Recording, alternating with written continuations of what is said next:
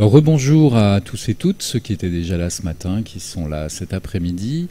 Donc, ultime rencontre aujourd'hui professionnelle, particulière, puisqu'on va évoquer un aspect finalement assez méconnu. En tant que libraire, souvent, quand on parle d'un livre, on aime aussi parler, quand c'est un livre étranger évidemment, on aime parler souvent des traducteurs et des traductrices, parce que tous ces auteurs qu'on a pu évoquer tout au long de la journée, les étrangers, les Américains, les Allemands, les Chinois, les Japonais et autres, leur voix française, ce sont des traducteurs et des traductrices qui nous la donnent à lire et nous la donnent à voir.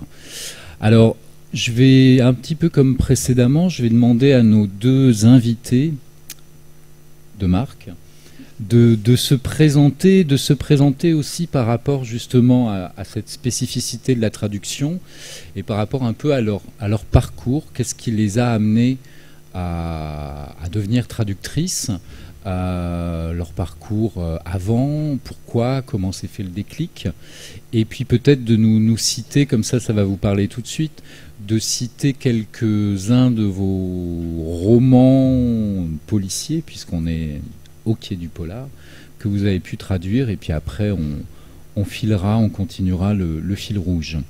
Alors tout de suite je vais donner la parole à Laurence Kieffé, si elle est d'accord.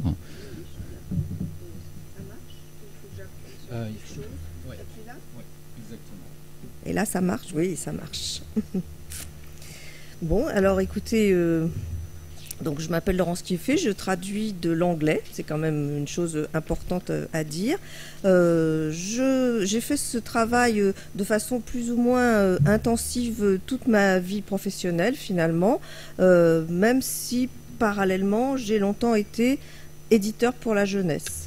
Voilà, donc j'ai été directrice de collection, j'ai travaillé pour les éditions Nathan, pour les éditions Hachette, pour les éditions Mango, où j'étais, voilà. Et puis, en fait, pendant tout ce temps-là, j'avais envie de plage d'écriture, je crois, et je traduisais des livres. Voilà, parallèlement. Alors autant le métier d'éditeur, comme vous vous en doutez, est un métier de contact et d'agitation et un métier d'équipe, parce réaliser un livre, c'est quand même un travail d'équipe. Autant le travail de traducteur est un travail solitaire, de réflexion sur l'écriture, de réflexion sur le texte qu'on est en train de traduire, et on s'immerge dedans. Et puis voilà, le temps a passé et puis j'ai eu envie finalement de plus tellement rester éditrice, mais plutôt de me consacrer à la traduction. Et voilà, donc ça doit faire, je sais pas, une douzaine d'années que je suis traductrice et plus du tout éditrice. Et ma foi, je suis plutôt contente de mon sort, pour vous dire la vérité. Et chaque nouveau livre, en fait, quand je commence un nouveau livre, à chaque fois, j'ai l'impression je veux dire, j'en ai traduit, je sais pas, peut-être 200, quelque chose comme ça, et à chaque fois, j'ai l'impression de commencer une nouvelle histoire, une nouvelle aventure avec un nouveau texte. Et ça, je veux dire, il n'y a pas tant de métiers que ça qui vous offrent la garantie de ne pas s'ennuyer, en fait. Voilà. Je sais pas, peut-être je te laisse.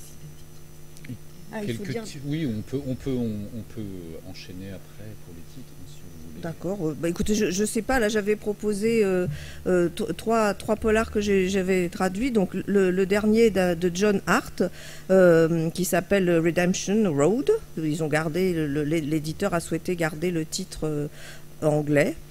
Voilà, on pourra discuter tout à l'heure du rôle du traducteur dans le choix des titres, qui est un polar assez terrifiant, enfin, bon, je ne veux pas vous raconter, mais parce que ça c'est un peu long, mais c'était assez terrifiant. Voilà.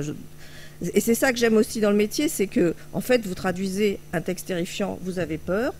Vous traduisez un texte émouvant, enfin moi, en tout cas quand je traduis un texte émouvant, je pleure, voilà. Et voilà, on est, ah oui, c'est voilà, c'est pour ça que c'est un métier formidable. Et puis, je voulais vous dire aussi que j'avais traduit Philippe Kerr il y a longtemps, c'était il y a longtemps, avant juste avant qu'il n'écrive la trilogie berlinoise. Et puis Je voulais vous parler aussi d'un autre titre que j'avais traduit chez Liana Lévy qui s'appelle Glacé jusqu'aux os, qui se passait dans un zoo, comme son nom l'indique. Voilà. Oui. Et vous, on dit Gepner. Et donc vous, Corinna Gepner, autre langue? Alors oui, oui et non. Vous m'entendez? Non. Ça... Là c'est bon. Il faut monter un peu le... Non, ça marche pas là. Hein, si, c'est bon, d'accord. Effectivement, d'ici on n'entend pas. Alors oui, pour ma part, je traduis de l'allemand. Et donc je suis venue à la traduction assez tard. C'est pas du tout mes premiers métiers, je dirais, parce que j'en ai fait beaucoup. Je n'ai pas non plus fait ni d'études d'allemand, ni de formation à la traduction. J'ai en revanche de longues études littéraires derrière moi, et puis divers métiers, aussi bien dans le privé que dans le public. Et à un moment donné, alors les choses se sont passées un petit peu pas au hasard, des rencontres. Je ne l'ai pas cherché particulièrement. J'ai publié une première traduction au Castor Astral. Et puis, en fait, je crois que ça arrivait à point nommé à un moment donné où j'ai pas mal travaillé à l'université et j'écrivais beaucoup d'articles enfin, je faisais de la recherche en littérature. Et je n'avais plus envie en fait d'écrire sur la littérature, j'avais envie d'un rapport différent avec les textes. Et la traduction est venue finalement à point nommé pour me permettre d'avoir ce type de relation très... de proximité et de distance à la fois à l'égard d'un texte qui m'intéressait tout particulièrement. Donc voilà comment j'ai commencé. Et puis évidemment dans le domaine de l'allemand, il y a beaucoup de très bons traducteurs, personne ne m'attendait. Et je ne connaissais personne, et donc les choses se sont faites au fur et à mesure. J'ai commencé en fait en apportant un projet de texte qui me plaisait beaucoup, que j'ai traduit, et j'ai eu la chance qu'il soit accepté par l'éditeur Phébus. Et c'est comme ça que j'ai commencé dans la traduction, après en m'accrochant vraiment, en demandant si je pouvais faire des fiches de lecture, etc. Et bon an, mal an, au fil des années, donc j'ai réussi à mettre les deux pieds dans le domaine de la traduction, et ça fait quelques années maintenant que j'en vis. Voilà. Et donc, alors j'y suis venue vraiment de façon pas concertée, pas prévue, ni prévisible pour moi. Et j'y suis venue par amour de la littérature, en fait. C'est vraiment ça qui m'a guidée. L'allemand était une langue familiale et il y avait une appétence chez moi très forte pour traduire l'allemand. Je parle aussi l'anglais, mais il se trouve que c'est l'allemand que j'ai traduit, et je pense qu'il est important de souligner aussi l'ancrage affectif qu'il y a quand on traduit une langue. On ne traduit pas forcément n'importe quelle langue. Et alors pour ma part, j'ai traduit des choses assez diverses, et donc un certain nombre d'ouvrages qui sont des polars, ou on va dire qui rentrent dans la catégorie des polars, parce que ça fait maintenant quand même un certain nombre d'années que le polar a débordé très largement de son cadre pour toucher vraiment à la littérature générale. Et je sais que certains des textes que j'ai traduits sont parfois pas très faciles à trouver en librairie, parce qu'on ne sait pas dans quel rayon les ranger. Et donc un des premiers polars, on va dire, que j'ai traduit, polars un peu atypiques que j'ai traduits, sont les textes d'un Autrichien qui s'appelle Heinrich Steinfest. Et le premier qui est paru chez Phébus, c'est Sale Cabot. Ensuite est paru Requin d'eau douce, et il y en a eu un certain nombre d'autres. Ce sont en tout cas les deux premiers qui sont les plus proches de ce qu'on pourrait appeler un polar, avec une intrigue, un meurtre, un détective, un commissaire de police. Atypique, très atypique. Très atypique. Le détective arrivant d'ailleurs à la moitié du livre, il fallait quand même le faire. Et puis donc ça, c'est un univers d'écrivain à part entière, et la première fois que j'ai lu ça, j'ai été absolument, ça a été le coup de foudre pour cet écrivain, et c'est comme ça que je suis rentrée dans le polar. Après, il y a eu beaucoup de choses très différentes pour les presses de la Cité, pour Sonatine aussi, qui ne publie pas beaucoup d'écrivains de polar en langue allemande, et j'ai traduit notamment 2 titres de Zoran Drenkar pour eux, Sorry et Toi. Voilà, donc des textes extrêmement différents. Et d'ailleurs, c'est vraiment une des choses très, très passionnantes dans le domaine du polar, c'est la diversité des textes en fait auxquels on a affaire, qui posent évidemment pas du tout les mêmes problèmes de traduction. Alors, diversité d'ailleurs, et aussi, j'ai envie de dire diversité dans le choix des thèmes, mais aussi d'un point de vue, alors je vais pas dire de qualité littéraire, mais il y a vraiment des choses complètement différentes, que ce soit en anglais, en allemand ou dans d'autres langues. Il y a justement des choses, comme vous dites, ça a débordé, le polar a un peu débordé sur plein de gens, mais c'est vrai que Steinfest, par exemple, pour le reciter, a une façon très particulière je pense notamment à Requin d'eau douce, où voilà, c'est un personnage vraiment atypique qui cite Wittgenstein de mémoire. Voilà, on rentre tout de suite dans autre chose. Alors, une question peut-être. Est-ce que c'est vous qui choisissez? Vous avez dit l'une et l'autre que c'est une appétence, une envie aussi de littérature. Est-ce que l'une comme l'autre, vous avez un regard sur les traductions, sur les ouvrages que vous allez traduire? Qu'est-ce que vous voulez dire par est-ce que vous choisissez, ou est-ce que dans certains cas oui?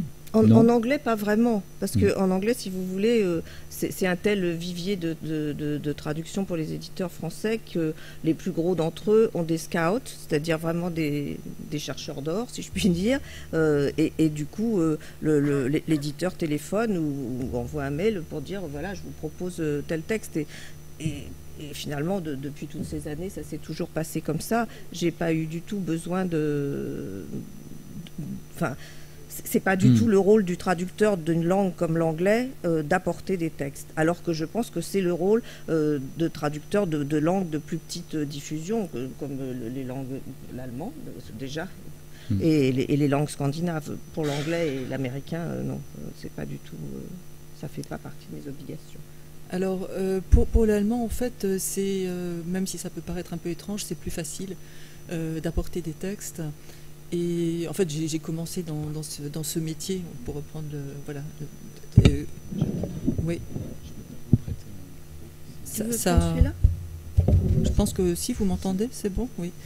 Et donc, voilà, par exemple, Steinfest, c'est une aventure un peu particulière parce que à l'époque, donc c'était au moment où je traduisais quasi exclusivement pour Phébus, parce que je n'étais pas très ancienne dans la profession. Et à l'époque, donc Jeanne Strick, l'éditrice de Phébus, voulait en fait créer une collection de polars, et elle m'avait demandé de défricher le terrain germanophone. Et donc je me suis rendue à la librairie allemande Marissal, qui n'existe plus maintenant, mais voilà, qui était à Rambuteau, et qui avait un super rayon de polar. Et au hasard, j'ai sorti ces deux bouquins, qui sont devenus Sale Cabot et Requin d'eau douce. J'avais pas la moindre idée de ce que j'allais trouver dans ce rayon. J'ai ouvert ça, je me suis dit, oula, ça commence très fort, et donc j'ai acheté ça, je les ai lus, et j'ai dit tout de suite à Jeanne Strick, à mon avis il faut absolument le faire, c'est vraiment assez étonnant. Voilà, et donc en fait ce sont les deux premiers livres que j'ai lus et que j'ai pu apporter. Par ailleurs, j'ai moi-même continué de lire parce que cette littérature m'intéressait, et en allemand en fait il y a cette spécificité qui rend le passage dans la traduction et la publication en français assez compliqué. C'est que vous avez beaucoup de polars qui sont très ancrés dans les réalités régionales. Et par conséquent, c'est difficile à faire passer auprès d'un éditeur parce que c'est trop marqué, autant dans la narration, dans l'intrigue, que dans le vocabulaire, le registre sémantique, etc. Donc il y a toute une part en fait de la littérature de polar allemande qui est relativement peu présente dans le marché étranger, notamment français, pour cette raison-là, en fait. Voilà. Alors, puisqu'on en est aux spécificités, je vais baisser. Puisqu'on en est aux spécificités du polar, puisque c'est un peu le thème, alors vous pouvez être d'accord, ne pas être d'accord. Est-ce qu'il y a justement, Laurence Kieffé, vous disiez que vous aviez traduit plus de 200 livres, si ma mémoire est bonne. Donc beaucoup de livres jeunesse. Donc beaucoup de livres jeunesse, en effet. Alors ce matin, il y avait une table ronde sur la littérature de polar jeunesse. Ouais. Mais ma question, donc, pour essayer de centrer, d'aborder le sujet principal, c'est est-ce qu'il y a justement des spécificités par rapport à ce qu'on appelle le polar? Est-ce qu'il y a Voilà, question un peu générale, un peu bateau, mais en même temps... Je pense qu'il y a des spécificités. Déjà, selon que c'est pour l'anglais en tout cas, selon qu'on est en Amérique ou selon qu'on est en Angleterre ou en Australie ou en Écosse, déjà l'organisation de la police n'est pas la même. Donc il faut déjà avoir une vision relativement claire de comment est organisée la hiérarchie policière. Aujourd'hui où on a Internet, on peut dire que la vie des traducteurs est plus simple que quand Internet n'existait pas, mais là encore il faut faire un tout petit peu attention parce que les sites, il faut choisir les bons sites pour pas écrire des grosses bêtises, en toute candeur, c'est dommage. Voilà, donc ça c'est quand même déjà un cadre de roman assez particulier parce que je veux dire on connaît très bien les rapports à l'intérieur de la police américaine à travers les séries et tout ça. Parfois les écrivains ont des univers tout à fait différents et du coup les rapports ne ressemblent pas du tout à ce qui nous semble pourtant la règle puisqu'on en a vu tellement d'heures. Voilà. Tout à l'heure, je le disais en plaisantant qu'il fallait aussi peut-être avoir quelques lumières sur les armes. Parce que, oui, je veux dire, parfois ils les démontent, parfois ils les remontent, parfois ils les braquent, bref, ils font tout un tas de trucs avec les armes que je vous promets, je n'ai jamais fait. Jamais fait ces trucs.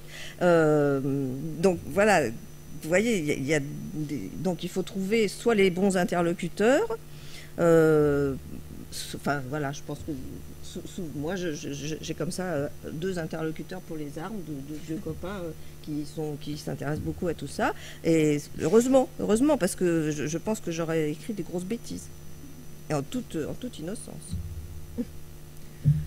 Alors oui, je confirme cette histoire du vocabulaire spécifique. J'ai parfois des longues discussions assez intéressantes avec les correcteurs qui remplacent systématiquement mes revolvers par des pistolets. Donc maintenant je n'ose même plus écrire revolver, donc c'est des pistolets partout. Je ne suis pas sûre que ce soit absolument approprié, mais bon. Je vais filer le contact. C'est ça. Alors, mis à part ces questions très spécifiques de vocabulaire, enfin qui sont loin d'être anecdotiques, bien évidemment, je crois qu'il y a une chose, moi, qui m'a marqué. Alors, pas tellement chez Steinfest, qui finalement a un univers qui est un univers de romancier, qui intègre, je vais dire, le cas échéant, et pas toujours des intrigues policières à son intrigue plus globale. Mais c'est absolument pas. C'est une façon de décrire le monde à un moment donné, mais c'est absolument pas son propos, en fait, de mener une enquête policière jusqu'au bout. D'ailleurs, la plupart du temps, ça s'enlise un peu dans les sables. Mais par exemple, chez Drenkar, c'est très intéressant parce que c'est un univers où la police n'est pas présente, où vous avez finalement des crimes qui se produisent pratiquement en toute impunité, et où les victimes, qui sont plus ou moins d'ailleurs,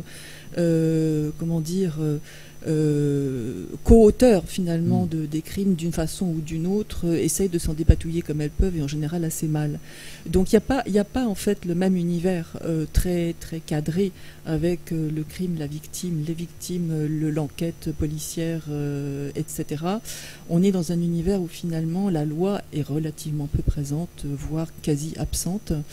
Donc ça donne un cadre de récit qui est complètement différent, et surtout, moi, ce qui m'a beaucoup parfois posé de problème, c'est traduire la violence. Alors, je ne sais pas pour dire que la violence est absente du roman de manière générale, loin de là, mais il y a une certaine forme de violence qu'on trouve dans le roman policier, dans la description des crimes, par exemple, quand on les décrit en train d'être commis, qui est quand même très, très particulière. Et donc en tant que traducteur, c'est pas si évident que ça de se positionner par rapport à ce qu'on est en train de traduire. Je me souviens chez Drenkar, il y a à un moment donné une scène, parce qu'il est quand même assez coutumier des scènes violentes et parfois difficilement soutenables. Il y a une scène où il y a un combat entre deux hommes et un protagoniste qui attaque l'autre à coups de marteau.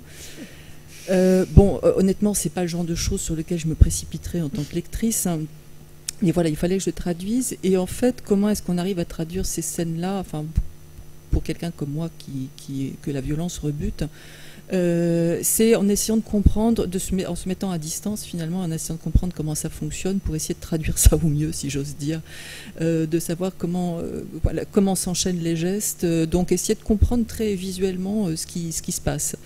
Et très souvent, chez Drenkar, en fait, quand il y a de la violence, j'ai traduit ça comme ça. C'est-à-dire, je me suis mise à distance technique pour essayer de comprendre comment tout ça fonctionnait, pour ne pas traduire n'importe comment. Et c'est comme ça que je traduis la violence, en fait. Mais ça n'a rien d'anodin. C'est-à-dire que c'est pas un exercice de style. Il faut savoir qu'on est partie prenante de ce qu'on traduit. Et moi, je m'interroge toujours à ces moments-là sur ce que je suis en train de faire. Enfin, j'ai pas forcément de réponse à ces questions-là, mais je m'interroge toujours. Laurence Kieffé, je vous vois sourire et opiner. Vous aviez d'ailleurs dit en préambule que quand vous traduisez, si c'est triste, vous êtes triste. Si c'est... Comment faites-vous? Est-ce que vous aussi, vous avez des techniques de mise à distance sur la violence notamment? Parce que c'est vrai que même si le polar ne se résume pas à ça, automatiquement, de toute façon, c'est on va dire, une littérature un peu de contestation par moment, quand elle est bonne. Donc, au-delà d'une intrigue, est-ce que vous aussi, vous avez des techniques peut-être C'est peut-être pas proprement parler des techniques, mais c'est vrai que s'accrocher à la langue, dans ces cas-là, est un bon bouclier, en quelque sorte. Et là, je pense par exemple au dernier polar que j'avais traduit pour la thèse, qui était donc ce Redemption Road, où il y avait en fait tout un tas de crimes de jeunes dames tout à fait charmantes sur un autel d'une église abandonnée. Et il y avait tous les détails voilà, et même un peu plus. Et donc, d'une certaine façon, c'est vrai. Enfin, mais c'est vrai du polar, mais c'est vrai de n'importe quel livre chargé en émotions, et ça arrive très souvent. C'est qu'il y a un moment où, d'accord, on peut pleurer, on peut aller faire le tour du pâté de maison en courant, on peut faire tout un tas de choses comme ça pour sortir un peu mais le meilleur rempart, c'est quand même la langue. Et le fait que finalement, oui, de toute façon, l'anglais est beaucoup plus descriptif que le français. Il démultiplie les mouvements et tout ça. Voilà. Et donc, il y a tout un travail de recomposition, comme disait Corinna tout à l'heure, de visualiser la scène pour essayer de la retranscrire du mieux possible, de la façon la plus française possible, si je puis dire. Et tout ça, ce cœur du travail de traducteur, de traductrice en l'occurrence, finalement, c'est un bouclier. Oui, je m'étais jamais dit les choses comme ça, mais finalement, oui. Alors un autre aspect, Corinna Gepner, vous l'avez cité, vous avez parlé justement on va dire des spécificités du polar allemand qui avait du mal à s'exporter par rapport aux régions, enfin aux landes, je cherche, vous voyez, Hollander, voilà. Question pour vous, Laurence Kieffé, vous avez cité Philippe Kerr, Lally Walker, c'était ça? Mary Willy Walker, je confonds avec autre auteur. L'américain, l'anglais, l'écossais, l'australien, c'est la même langue commune, mais pourtant il y a des spécificités. Est-ce que là encore, c'est une étape de plus Il y a des spécificités. Je veux dire, il n'y a pas si longtemps, j'ai traduit un roman qui se passait au Texas, dans une ville noire américaine. Et là aussi, les jeunes noirs américains avaient une façon c'était pas du tout un polar, même s'il y avait des meurtres, mais c'était pas du tout un polar. J'ai beaucoup réfléchi à la façon dont je pouvais rendre le langage de ces jeunes gens. Et vous savez, il y a eu un moment, il y a fort longtemps, où c'était la mode de faire des élisions quand les Noirs étaient dans une scène. Et alors on enlevait les R, on mettait une petite apostrophe à la place. Dieu merci, ce temps-là est révolu, parce que d'abord c'était relativement raciste, on peut déjà dire ça comme ça, et puis en plus ça rendait le truc illisible, ce qui est vraiment dommage. Et donc c'était pas du. Donc là, si vous voulez, l'américain a une façon de déformer le noir américain a une façon de déformer les mots, la syntaxe, qui est très particulière et qu'en français, on ne peut pas exactement rendre. Donc, en fait, la seule solution que j'ai trouvée, c'est d'abord de choisir un niveau de langue qui soit un peu populaire, pour le moins un peu oral, et puis surtout de jouer avec la syntaxe.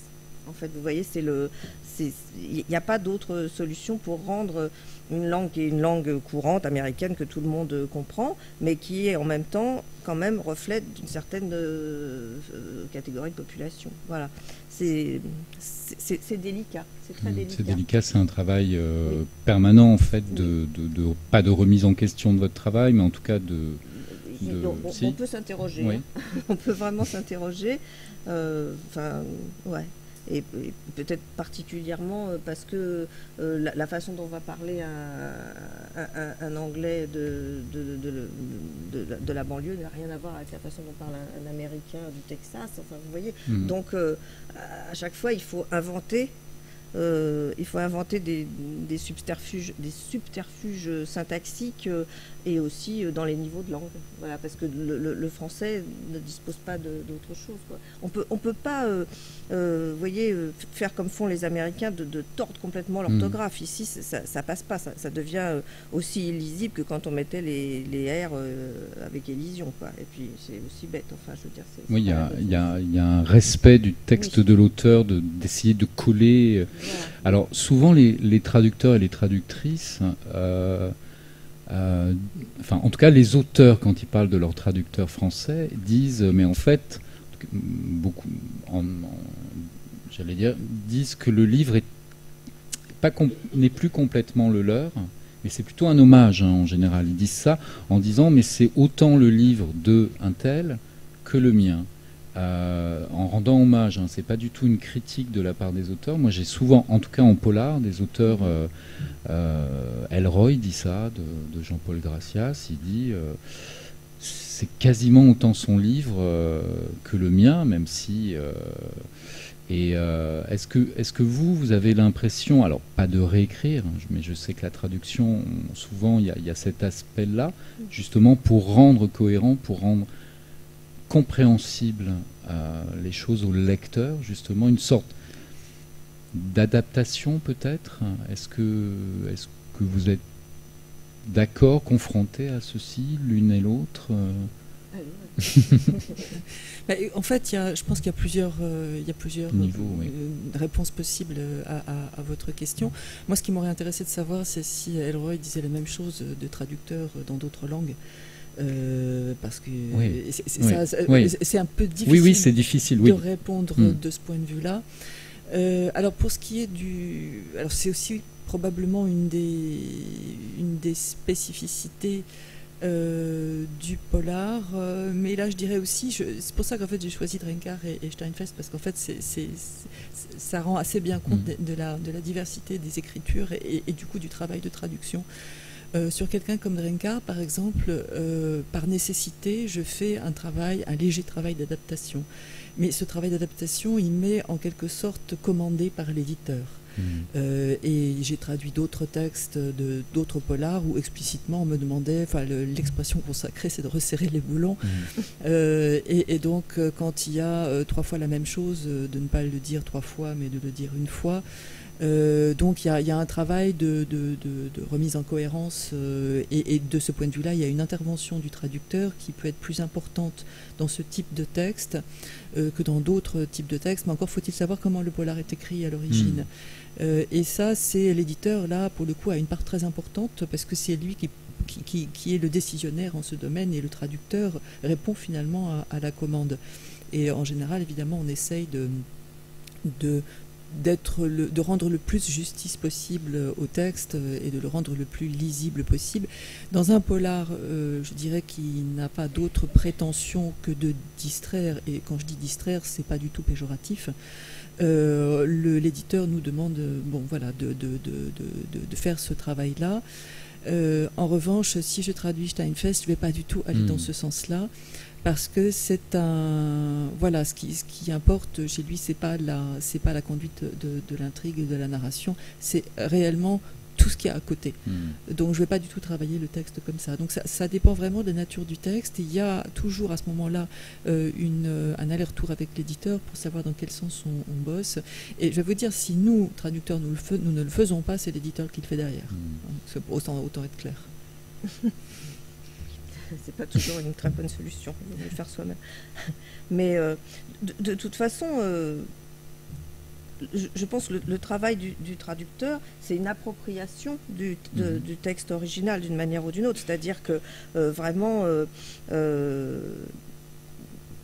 on offre au lecteur français quelque chose qui sort de notre cervelle, qui est notre interprétation du texte, c'est-à-dire qu'on l'a ressenti d'une certaine façon et on a essayé de rendre fidèlement l'impression qu'on a eue en lisant le texte en version originale. Donc c'est vraiment notre fond, le fond même de notre travail. Et je voulais juste vous raconter, donc Corinna et moi, on appartient au conseil d'administration de l'Association des traducteurs littéraires de France, la TLF, et depuis quelques années, ce qui est une bonne façon par exemple, de combattre la solitude de notre métier, voilà. Et depuis quelques années, on organise des joutes de traduction. Il y en aura ce week-end à Quai du Polar. Et du coup, si vous voulez, on fait ça le comble en général. Et je pense que ça intéresse énormément les lecteurs de voir finalement, c'est comme de voir le cerveau d'un traducteur en action, si je puis dire. Je vous explique peut-être en 2 mots ce que c'est qu'une joute de traduction. En général, on choisit un texte inédit d'un auteur qui, tant qu'à faire, est présent au festival en question. Et donc, il nous donne un texte inédit. On le donne à 2 traducteurs qui ne doivent pas se parler. Ou s'ils se parlent, c'est d'autres choses. Et voilà. Et chacun traduit. Et puis, après, on envoie tout ça à un modérateur qui va donc, lui, lire les 2 textes, les comparer, voir les différences, essentiellement les différences, les mettre en lumière. Et le jour de la joute, chacun des traducteurs découvre le texte de l'autre. Et donc là, si vous voyez, si vous voulez, ça met vraiment en lumière la subjectivité de chacun des 2 textes. Et que, en fait, avec les mêmes exigences de fidélité, le même professionnalisme, voilà, on tire un texte. Parfois, ça peut être vraiment différent. Voilà. Enfin, ça dit toujours la même chose, mais ça ne le dit pas de la même manière, suivant la personne qui a écrit la traduction. J'ajouterais en complément, parce que quand l'auteur est là, ça peut être extrêmement intéressant. La plupart du temps, on a eu des auteurs absolument passionnés par l'exercice, qui découvraient justement toute la difficulté de la traduction des textes et de leurs textes en particulier. Et il y en a eu un qui a été pris d'un doute existentiel absolument majeur. Non mais je veux dire, bon, je rigole un peu parce que on s'y attendait pas, mais en fait c'est une réaction extrêmement juste. Il dit mais qu'est-ce qu'on donne à lire de moi dans une autre langue, si dans une même langue 2 traducteurs peuvent produire 2 textes qui, tout en se ressemblant, accusent des différences. Donc je crois que tout d'un coup il a pris conscience que son texte lui échappait réellement, c'est-à-dire que vraiment, et qu'il ne savait pas finalement ce qu'on lisait de lui dans d'autres langues. Voilà. Et je trouve que c'était très intéressant ça. Peut-être vous pouvez nous rappeler quand a lieu cette joute pour parce que c'est vrai que moi j'ai assisté une fois et c'est en effet c'est une vraie découverte, même si je connais de par mon métier plein de traducteurs et qui me parlent des spécificités. Alors il y a ceux qui sont un peu plus seuls, comme Éric Bourri qui est traducteur de l'islandais, donc un petit peu plus seul quand même, moins de concurrence même si. Mais souvent, voilà, les traducteurs avec qui je parlent aussi du rythme, d'essayer de garder justement de garder le rythme du texte original, la musicalité du texte. Donc, si vous pouvez nous dire donc Moi, j'aime beaucoup lire le texte anglais tout fort en fait. Et comme ça, je suis dans mon bureau toute seule, c'est pas grave. Et du coup, je me lis le texte, et parce que je pense que ça m'aide après à écrire le français, alors que j'ai encore le rythme de la phrase anglaise dans la tête. Et, oui, et je suis prof dans un master de traduction à Paris 7, un master de traduction littéraire, et je dis toujours ça aux étudiants, je leur dis mais lisez les textes et lisez-les tout fort, les textes de la VO, c'est très important. Après, lisez vos propres textes tout fort aussi, c'est très important, et pour d'autres raisons, parce que c'est en lisant à haute voix que en fait vous arrivez à capter finalement si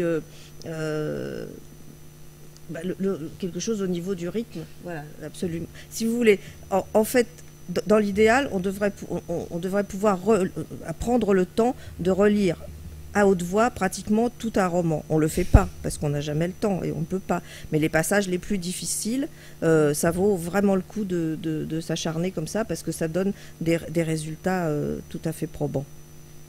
Alors je crois que la joute italienne autour d'un texte de Nicolas Lagioia aura lieu demain à 16h, si je ne me trompe pas.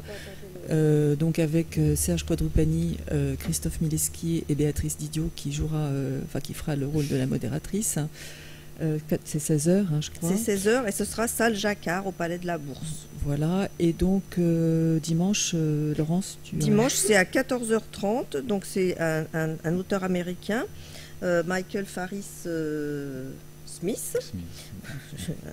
Et donc c'est à 14h30, toujours dans la salle Jacquard. Et là, ce sera Samuel Sfez et Élodie Leplat, modéré, si je puis dire, par Valérie Julia. Voilà. Et voilà. Au début, où on a fait les joutes, on ne faisait que de l'anglais, partant du principe, si vous voulez, on projette le texte sur 3 colonnes, la colonne de la VO au milieu et puis une traduction à gauche, une traduction à droite. Et au début, on était un peu timoré et on a fait que de l'anglais en se disant que finalement, tout le monde a un peu fait d'anglais au lycée, on arrive à peu près à... Et puis, en fait, depuis l'an dernier, voilà, on a essayé l'espagnol, ça a très bien marché. Et même moi qui parle pas du tout espagnol, mais qui peut comprendre, parce que j'ai fait du latin, qui peut comprendre des repères grammaticaux, j'ai trouvé que finalement ne pas comprendre du tout la VO, ou à peine, permettait de se polariser, de se concentrer sur les 2 traductions et de voir encore mieux les différences que quand vous parlez la langue de la VO, finalement. Alors pour rebondir sur ce que vous disiez à propos d'Éric Bourri, on va faire une joute sur un texte islandais aux prochaines Boréales, donc avec Éric et Jean-Christophe Salin, parce qu'ils ne sont pas très nombreux effectivement, donc c'est presque un casting contraint, et en fait pour la modération, toi et toi. Oui c'est toi et toi exactement, et donc pour la modération, voilà, on va chercher un traducteur, mais qui ne sera pas un traducteur de l'islandais, mais il faut qu'il soit traducteur quand même pour connaître les problématiques, mais donc ça va être la première fois qu'on va aller aussi loin en fait, puisque finalement même si au Boréal vous avez quand même pas mal de gens dans le public qui connaissent les langues scandinaves, c'est quand même nettement moins répandu, donc ça va être un chouette exercice. Ça va être fort intéressant à entendre, oui. Parce que ça fait partie aussi des langues avec une façon, une musicalité, une façon de couper, de syncoper les phrases absolument. Bon, là je sors du sujet, mais c'est des sujets qui intéressent de toute façon. C'est ça que moi je trouve passionnant chez les traducteurs, c'est que même si d'ailleurs vous ne les connaissez pas, vous vous intéressez au travail dans d'autres langues, sans du tout les maîtriser d'ailleurs. Et peut-être juste, après il y aura peut-être des questions, je sais qu'on ne doit pas faire trop longtemps, mais je voulais vous interroger, alors là je sors des spécificités du polar, mais sur une démarche comme a effectué, je crois maintenant il y a deux ans, André Markovits, qui est donc entre autres traducteur du russe, c'est lui qui a retraduit l'intégralité, ou presque, je pense qu'aujourd'hui c'est l'intégralité de Dostoïevski. Et Markovits, alors je me souviens plus du titre de l'ouvrage, mais a traduit, voilà, vous êtes au courant, vous attendiez oui, à la question. Non, quand vous avez dit André Markovits, oui, je me suis dit, ah. Voilà, vous me corrigerez, mais en fait, Markovits donc traduit le russe, mais maîtrise aussi d'autres langues et traduit dans d'autres langues. Je ne sais plus lesquelles, tellement l'anglais.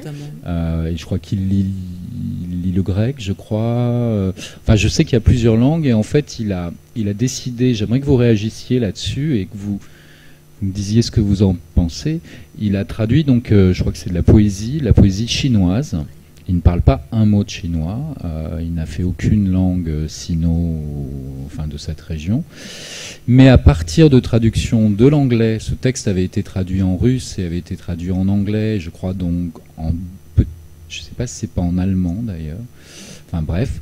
Et à partir de là, il a emmagasiné les informations que lui procuraient ces différents textes traduits, et il a traduit en français un texte chinois de poésie qu'il n'est pas censé connaître. Qu'est-ce que vous pensez de cette démarche on peut répondre oui, l'une comme l'autre, parce qu'en fait, il n'y a pas de réponse simple à cette démarche-là. Pour ma part, je pense pas qu'on puisse acheter cet ouvrage comme un ouvrage traduit du chinois. À partir de ce moment-là, à partir du moment où on le prend comme une forme d'expérience alors à la fois sur la traduction, sur les traductions, sur ce qu'on peut tirer en fait de la... Parce que chaque texte, chaque traduction distord le texte d'une certaine manière, introduit une distance, introduit un déphasage. Et donc quand on travaille là-dessus pour essayer au travers de tous ces textes, ces textes seconds qui existent, d'en tirer finalement quelque chose comme une quintessence, je trouve ça extraordinairement intéressant. Mais c'est un travail littéraire, pour moi c'est pas un travail de traduction. Sauf que derrière il y a une réflexion très profonde sur ce qu'est la traduction. Voilà. Mais je le prends comme ça, comme une expérience extraordinairement intéressante. Et à ce titre, je lui reconnais absolument toute sa légitimité, si vous voulez. Voilà, c'est... Et toute la liberté de le faire, absolument. Oui. Mais ceci dit, là encore, en tant que prof, par exemple, je répète toujours à mes étudiants, les traductions relais, non.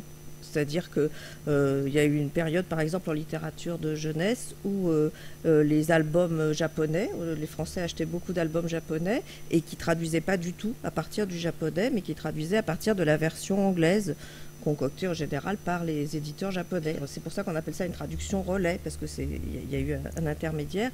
Et là, il y a une déperdition. Vous voyez, je veux dire, il y a d'une part les expériences que peut faire Markovix, qui est en plus assez polyglotte et qui est en plus un traducteur et qui en plus s'est amusé avec ça d'une manière ou d'une autre. Et puis, il y a aussi la déontologie qui empêche le traducteur de traduire à partir d'une traduction relais.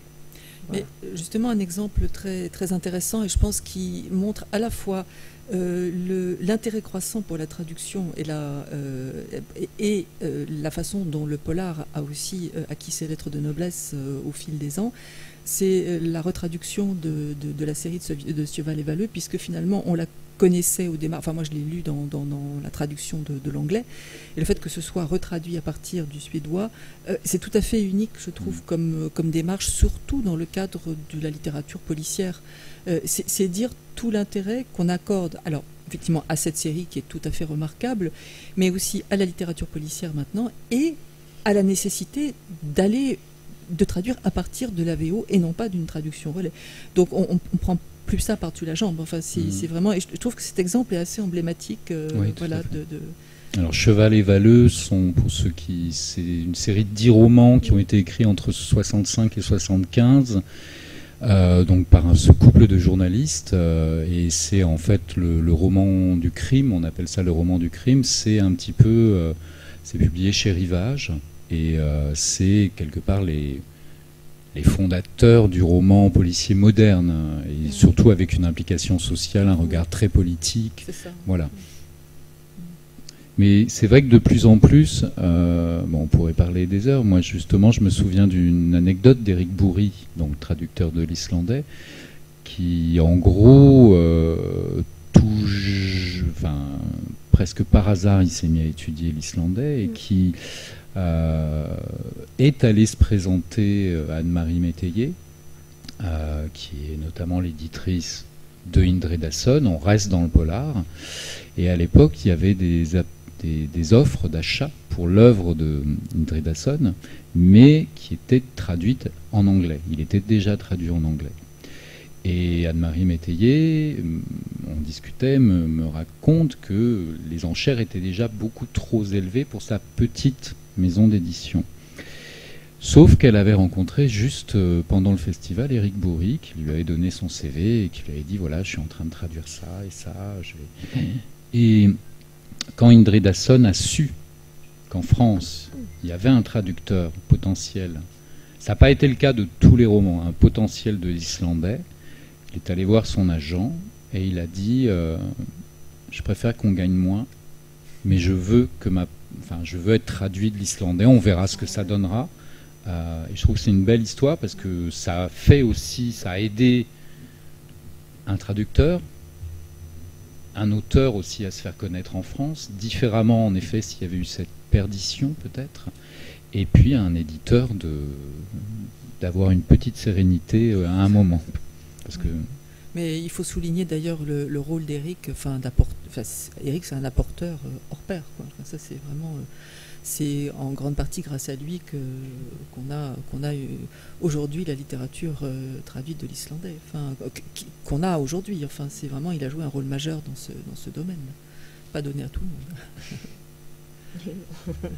Mais vous, est-ce que vous l'aviez un peu évoqué au début, Corinna, avec Steinfest, est-ce que vous continuez à porter, et peut-être vous, Laurence, également, des noms?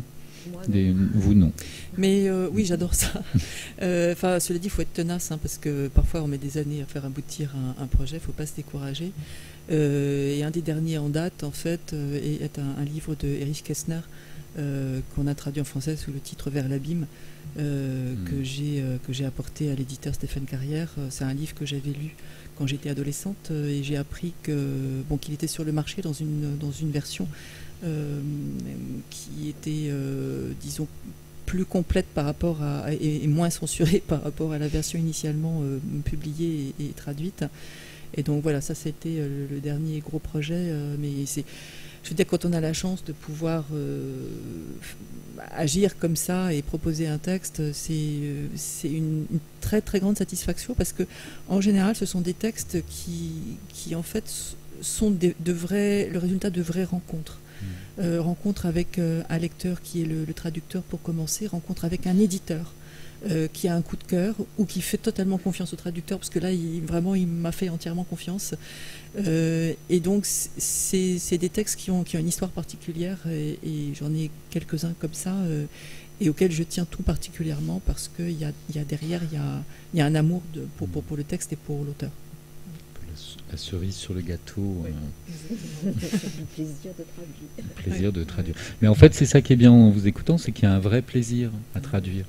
Il n'y a pas l'air d'avoir de... Alors j'imagine que c'est pas toujours facile et compliqué, mais il n'y a pas de souffrance. Ah si, on peut souffrir. Ah bon, si. Déjà pleurer. Sur les noms des armes. Pas que. Enfin, je veux dire, il y a des textes très difficiles avec lesquels on se bat pour arriver à trouver la musique, etc. Enfin, j'en ai un justement là dans ma besace. Je transpire vraiment, mais quelle joie quand vous trouvez tout d'un coup un truc qui colle exactement, et puis après, voilà, vous le lâchez et il vit sa vie. Enfin, je sais que moi j'ai beaucoup de travail, je suis souvent surmenée, mais chaque fois que je me mets à traduire chaque jour, je crois qu'il n'y a pas eu un seul jour où j'ai pas eu du plaisir à traduire. Voilà, oui, c'est un travail qui est somme toute assez obsédant, c'est-à-dire que même quand vous n'êtes pas devant l'ordinateur, c'est un truc qui reste dans la tête, on fait à manger, on est sous la douche, je sais pas quoi, et voilà, ça m'arrive même d'en rêver, de rêver de mots comme ça, et souvent je m'en souviens malheureusement pas au réveil, ce qui toujours me met en rage, mais voilà, oui, c'est un boulot très impliquant, si je puis dire, enfin quelque chose comme ça, quoi. Et très mystérieux, en fait. Très mystérieux, oui. Il y a un côté magique, peut-être. Très mystérieux, en tout cas, oui, une espèce de... Alors, avant de conclure et peut-être de prendre des questions dans la salle, j'avais juste une petite question. Vous l'avez évoqué, enfin, vous avez parlé de... Laurence, vers le début, de l'importance d'Internet qui facilitait un petit peu les choses aujourd'hui. Il n'y a pas qu'Internet, il y a les mails, il y a Skype, tout ça. Est-ce que l'une et l'autre, il vous arrive de contacter un auteur, si vous le connaissez assez bien, pour lui demander qu'est-ce que tu as voulu dire là exactement, je ne comprends pas. mais même si on ne le connaît pas bien, en fait, c'est une excellente façon de faire connaissance. Et moi, je le fais pratiquement systématiquement avec tous les auteurs quand ils sont vivants, évidemment. Et ça se passe bien, ça se passe vraiment très très bien. Et on peut leur poser des questions et c'est même... enfin, vous voyez, c'est travailler avec l'auteur, c'est une chose... puisque moi, finalement, j'ai connu la période avant, quand Internet n'existait pas vraiment, jusqu'à les années 90, un truc comme ça. Et là, c'était... c'est une grande chose de pouvoir communiquer directement avec l'auteur et ça change des choses, ça change complètement. Mais voilà, et Internet est quand même un moyen d'avoir aussi tous ces dictionnaires à sa disposition. Vous voyez, je sais pas, au début, moi j'avais le Haraps, voilà, comme tout le monde, et puis et là, tout d'un coup, des dictionnaires d'argot, en veux-tu, en voilà, des dictionnaires, le Collins, plein de choses différentes, des unilingues, des bilingues, c'est vraiment bien. Mais c'est une chose aussi que au début j'étais trop timide en fait pour contacter l'auteur, enfin trop angoissée en me disant il va croire que je suis très ignorante, etc. etc. Bon, finalement maintenant j'hésite moins et en fait ça a toujours été des échanges très très agréables et aussi en somme il vous donne la plupart du temps, en tout cas ça a toujours été comme ça, la liberté de faire comme vous le sentez, comme vous le jugez bon. En fait c'est aussi une sorte d'autorisation à inventer, évidemment pas n'importe comment. Mais ça, c'est très gratifiant quand on sent que l'auteur comprend bien en fait la problématique du traducteur et qu'il lui fait confiance. De respect entre finalement l'auteur et... Vous savez, à l'issue de l'année dernière, ici à Quai du Polar, on avait fait une joute avec Ron Rash. Et à l'issue de la joute, Ron Rash, il a dit quelque chose comme ça, genre mais vous faites un boulot d'enfer. Enfin, c'était plus dit que ça, plus élégant. Mais c'était voilà, je ne sais pas si vous avez lu Ron Rash, c'est du polar qui n'est pas vraiment du polar, je trouve, mais c'est des livres magnifiques. Et bon, bah voilà, c'était vraiment très agréable d'avoir cette reconnaissance comme ça par cet auteur-là. Et Ron Rash qui est traduit par Isabelle Renaraes, voilà, de mémoire. Je crois tous ses textes, oui, je crois. Tout à fait. Voilà, depuis le début. Oui, c'est Isabelle Renaraes qui est traduite. Voilà, alors on pourrait comme toujours continuer. Est-ce que vous avez peut-être des questions dans le public? Bientôt la sonnerie de la récréation va sonner.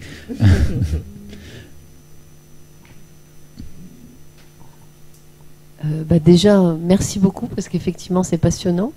On avait la question de l'auteur, savoir si vous contactiez l'auteur, donc on a eu la réponse. Et savoir un petit peu le temps que vous mettez pour traduire, j'imagine que ça dépend des livres, forcément. Oui. Ça dépend des livres, effectivement, parce que d'abord, il y a des textes qui sont extrêmement soutenants, si je puis dire. Et là, du coup, parce qu'ils correspondent à votre mode de pensée, parce que... C'est pas une histoire d'être bien écrit ou mal écrit, c'est une histoire qu'on rentre dedans et que le texte est soutenant. Et puis, il y a des textes qui sont résistants, qui vous résistent, et là, du coup, c'est plus long. Et de toute façon, je ne sais pas si c'est la même chose pour toi, Corinna, mais moi, quand je commence un nouveau roman, les 50 premiers feuillets à peu près, je passe mon temps le nez dans le dictionnaire. J'ai l'impression que je ne sais plus rien. Donc maintenant ça va, ça m'affole plus parce que je sais que ça s'arrange. Mais vous voyez, on a besoin du dictionnaire au début pour rentrer je sais pas, ça fait comme une béquille, j'imagine, pour un nouveau texte ou quelque chose comme ça. Oui, c'est exactement pareil. En fait, j'ai une espèce de grand affolement à chaque fois en me disant je ne vais pas y arriver. Parce que c'est vraiment... rentrer dans l'univers de quelqu'un, c'est une chose difficile. On ne peut pas faire l'économie du temps. Voilà, et c'est seulement à la fin qu'on est dedans et que du coup on revient sur ce qu'on a fait au début. Mais je pense d'ailleurs que les difficultés qu'on a, notamment sur ces fameux débuts de texte, sont aussi le reflet des difficultés de l'auteur. Longtemps j'ai cru que c'était uniquement ma difficulté à moi en tant que traductrice, et je pense que non. En fait, elle reflète aussi la difficulté que peut avoir un auteur à commencer un texte. Et c'est parfois très impalpable, c'est-à-dire qu'on s'aperçoit qu'on accroche tout le temps, en fait. Et je pense qu'il y a quelque chose de cet ordre-là, et que les passages qui ont été faciles à traduire sont faciles à écrire, sont faciles à traduire. C'est très inconscient, mais j'en suis venue à penser qu'il y a quelque chose comme ça. Et puis alors pour le temps, oui, c'est très variable. Et il y a une chose que j'ai découverte aussi, c'est que quand on lit comme ça un texte qu'on va traduire au début, avant de se mettre à travailler, on n'a aucune idée des difficultés qu'on va rencontrer. C'est très troublant.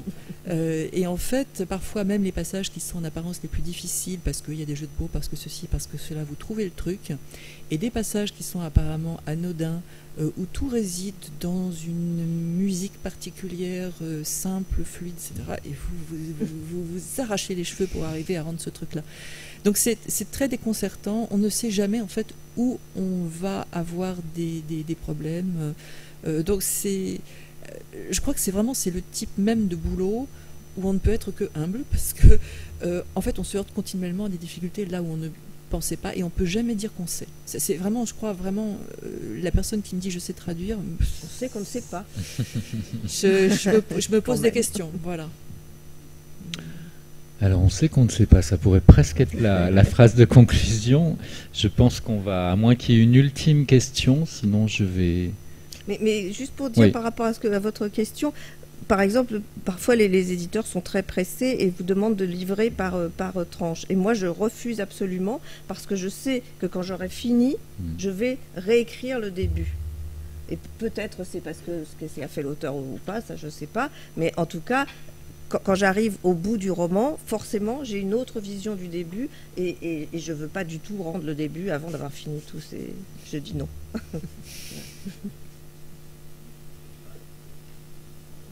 Alors, oui, allez, dernière question.